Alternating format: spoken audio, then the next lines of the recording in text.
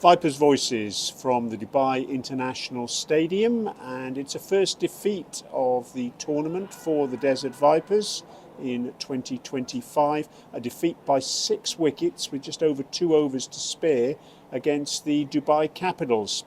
The Capitals won the toss, put the Vipers into bat. The Vipers bowled out for 139, and then the Capitals, in response, 140 for 4 in 17.4 overs. Gulbuddin Naib was the star of the show as far as the Capitals were concerned. 78 not out from 51 balls. I've got Tom Moody, the Director of Cricket for the Vipers, alongside me. Tom, thanks so much for being with us. And, well, after 4 games and 4 wins, a disappointing day at the office.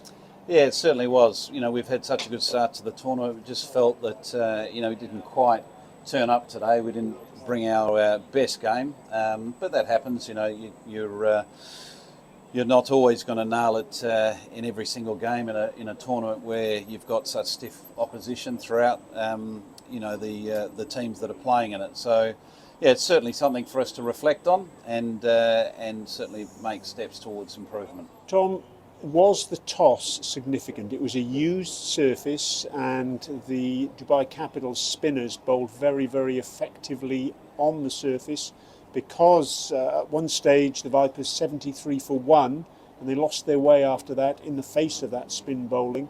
Was the toss significant? I don't think the toss was that important. Yes, we would have certainly bowled first, more to do with the potential of dew later in the evening, but there wasn't a huge amount of dew. I think the surface was pretty fair. I think the bottom line to our story today was that we were 20-30 runs short of what we should have been. You mentioned we were 1 for 70, and from that point you need one of those established batters to bat through the innings, and that's where we fell foul. I felt that a couple of our top order players got themselves in, but didn't bat deep into the innings to enable us to capitalise. It certainly was a surface for both teams, hard to come in and establish your innings, but we just couldn't get the partnership. We couldn't break the partnership of Gulbuddin and Raza to be able to get into the middle order of the Capitals. Was it a case of misreading the surface? It was a used surface, as we've said. Was it a case of perhaps thinking in hindsight, well, maybe we could have played the extra spinner in Dhruv Parashar? Not really. We had 3 spinners out there. We had 2 leg spinners and obviously Dan Lawrence, who bowls very effective off spin. So I think we had the right balance. I just didn't think we were on tonight. We just didn't execute.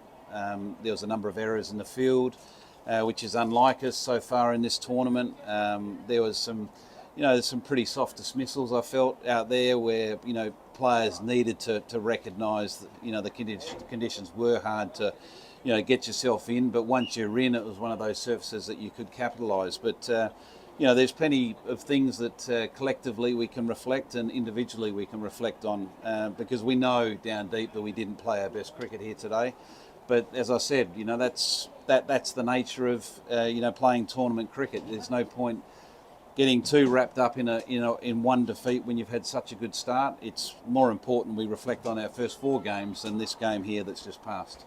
Gulbuddin Naib, we've mentioned already, 78 not out. He blitzed it really, played some fantastic shots, hit lots of sixes, but he was dropped on 2. Was that the turning point of the match? Yeah, that's pretty critical, because they would have been 3 for 21 at that point, and you're pretty much into their middle order with most of our spin overs up our sleeve. And we knew that he was going to, try to take on spin to try to, set us back, knowing that was potentially going to be the difference in the game. So well played to him. You're allowed to have a life, and the most important thing is when you do have a life, you cash in, and that's exactly what he did, and we certainly made us pay. Well, obviously defeat today after 4 successive victories. How would you categorise it? Would you say it's a reality check, or just one of those things, or what? How would you phrase it? I don't think it's a reality check. I think the dressing room's pretty calm, and also certainly not getting ahead of themselves. It was a game that we turned up with, the same sort of energy, the same preparation, the same hunger to win 5 in a row. But it was just one of those days that we weren't, we weren't on song, if I could put it that way, and it's nearly like that snowballed as the game unfolded. No one sort of arrested that that slide. So it's certainly something for us to reflect on, because we're going to have other situations in the tournament where we need to adapt a lot quicker, be a lot smarter with our decision making, both with bat and ball, and particularly towards the back end when it starts to get more and more important to qualify for finals and so on. 5 games in 8-9 days at the start of the tournament. A fairly stiff start to the DP World ILT 20. Are you detecting any tiredness there from any of the players? Yeah, look, we've tried to manage the players with rotation of quicks as much as we possibly can, and we've had now Ferguson, Amir and Wood today have all had a chance to rest and freshen up. To answer your question, yes, it is a pretty tough schedule, and there is an element of physical fatigue, but probably more importantly mental fatigue. So there hasn't been that chance to really sort of disengage and freshen up mentally. But that's the reality of tournament cricket. Everyone's trying to fit in a tournament within a certain window, and what comes of that is a pretty heavy schedule, and we came in expecting that, knowing that. We built our squad around that potential challenge, and we certainly got the personnel to be able to cover any situation. But today was just purely just one of those little slips that we need to look at briefly, but not dwell on too much. You mentioned the squad there.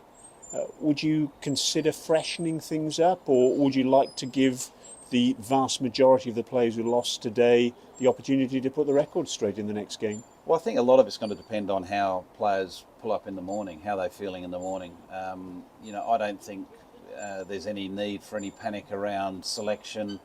I think a calm approach is always the best approach in these situations. The reality is that we've had a terrific start to this tournament. We're still on top of the table, and there's more to ponder on a positive side than a negative side. So I'd rather us sort of spend the time looking at what we're doing well against sort of what didn't go right tonight. Next game is here at the Dubai International Stadium against Sharjah Warriors.